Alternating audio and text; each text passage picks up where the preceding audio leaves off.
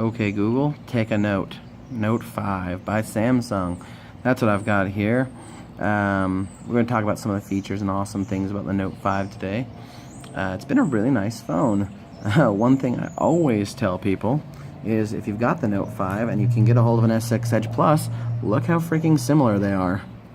I was able to get both of these phones in the same color of dark midnightish blue. The really funny thing to me is there's an edge on the S6 Edge Plus, of course. Why they name it that with that one? But there's also a reverse edge on the Note 5. Some blogs covered this, some didn't. The funny thing to me is the edge on the reverse end matches this phone completely. So they literally took the edge of it and took the same design and put it on the back of the phone. And then on the inverse, the back of the S6 Edge Plus is the flat part of the Note 5. So they're very similar in that way. That's really funny. Wanted to bring that up first and foremost. These phones are very similar in a lot of ways. Many ways. So it's pretty awesome. It's got a lot of things. In fact, we're going to use this as a dual review. So here's the S6 Edge Plus, and here's the Note 5. Let's talk about some of the things about them really quick. Both are very similar. Everyone asks me, what's the difference? What should I know about these phones? What should I be looking for when I go to purchase them? Well, I don't have a huge answer for you because they are so darn similar. The S6 Edge Plus, laughably, the major difference there is the edge. It's got one, and it uses the edge features, much like the S6 Edge. It uses edge features. It's got the edge notification center, and the Note 5 does not. The Note 5, on the other hand, does have a stylus. So the stylus does not come with an S6 Edge Plus, and that's okay. It doesn't make it a bad phone or a horrible device. It just kind of takes from it's what makes them different. They both have similar markings. They both have similar buttons. What else is different? Not much, really. It's really funny to think about because whenever I get asked, like I said, I tell people, what do you really want? Do you want a stylus or do you want that edge piece? Because that's what you're looking at as your differences.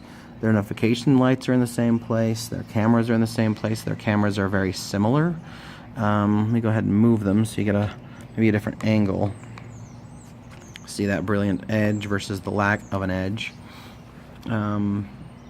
They're even similar thinness. Show you that real quick.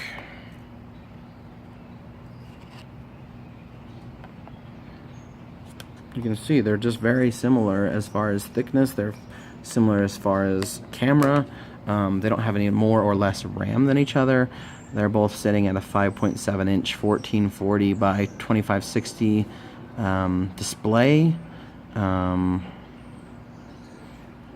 The brightness looks like that's a little different, which, you know, not a big change for most people there. They both take amazing pictures. They both perform similar. The camera speeds, it sounds like, are a little different, which isn't a huge deal for most people. I highly recommend these phones. So I've got an S6 Edge right now. Just the S6 Edge, not the Plus, but the S6 Edge. And I find myself liking it more and more every single day. I find myself, now that it's hockey season again, using the Edge notification system. I use the camera on a daily basis because I just love the camera on this thing, which is very similar camera to these two devices. So it's just hard not to... It's preference. It really comes down to preference. The price is a little different, so but not by a lot. The weight, the Note 5 is a bit heavier, 20 grams heavier, which, you know, not anything you'd notice in the pocket. They're both aluminum. They've got glass on front and back. They come in the same colors, black, white, silver, and gold, which I guess this is a black, even though it looks like I said a midnight blue. 5.7 inch screens, as mentioned, 518 ppi, which they just wrapped the Note 6 or the S6 Edge. Sorry, the S6 Edge. They wrapped the screen to make it curved. A lot of people are kind of laughing because that's the same thing on both of them. There's not a lot of differences. They're both octa-core. They're both 64-bit. They got 4 cores that are 2.1 gigahertz and 4 cores at 1.5 gigahertz. They both have 4 gigs of RAM, which makes them very quick, very snappy.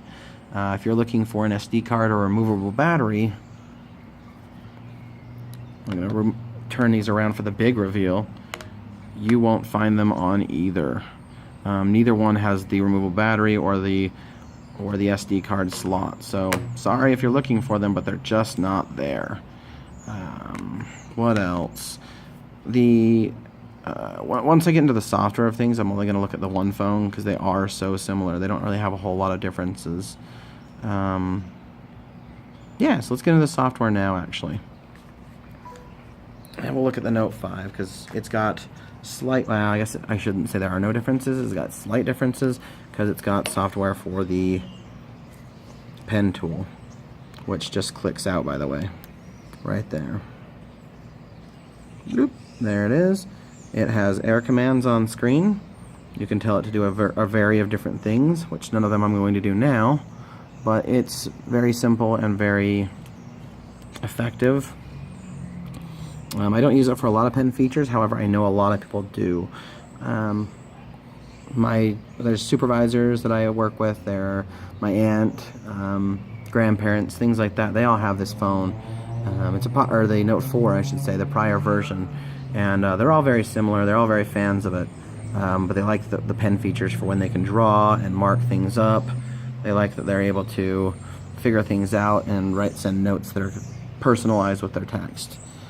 You can see there are a number of hotkeys up here. The flashlight I've found quite useful on a number of times.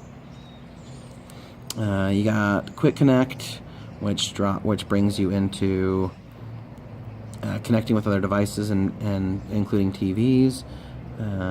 Let's take a look at the main menu here. They got themes just like the S6 Edge does and the S6. S Pen features, Air View, pen. You can turn the sound off. And it's got a lot of customization as far as that pen goes. Everything else is pretty similar to what you'll see in a normal Android phone. Yeah, it's got Samsung account and it is running Android 5.1 still, nothing updated here. In fact, Samsung hasn't really said when we're going to get Marshmallow on either of these phones, but they said our newer devices will be getting it before anything else. This phone's also got easy mode, which makes it super simple to use and saves battery. There are motions and gestures you can use, which is pretty normal for a Samsung device. You can check out data usage, you can change your display, everything like you'd be able to on a normal phone from Android or Samsung. Overall, not a lot of changes between these two phones. If you're used to a Note device, you're not going to be blown away. If you're used to the S6 or an S5, the S6 Edge doesn't change a whole lot. The Edge Plus doesn't change a whole lot. Good devices, I like them a lot. They've been working really well for me, the two of them. I take them quite a few places just because they're the popular two devices I have right now. I own an S6 Edge, as I mentioned, and so people ask me to compare them all the time. I let them know, it's a little snappier because it's got more RAM. It's a little bit nicer. They did take out the IR port on both of these devices, so if you're looking to control devices with it, game consoles and such, DVD players, you're not going to find it in this device. That is one thing I do sorely miss and am sad about because that's just not there. That's going to go ahead and conclude my review. I really like this thing. They're both awesome devices. It's really hard to choose one. I'm glad I don't have to. I'm glad I have a phone I really like right now because it would be really, really hard to have to choose one or the other because they are so freaking nice. This has been Mike with MobileRadical.com and thisinsteadofwork.com. Thanks for tuning in.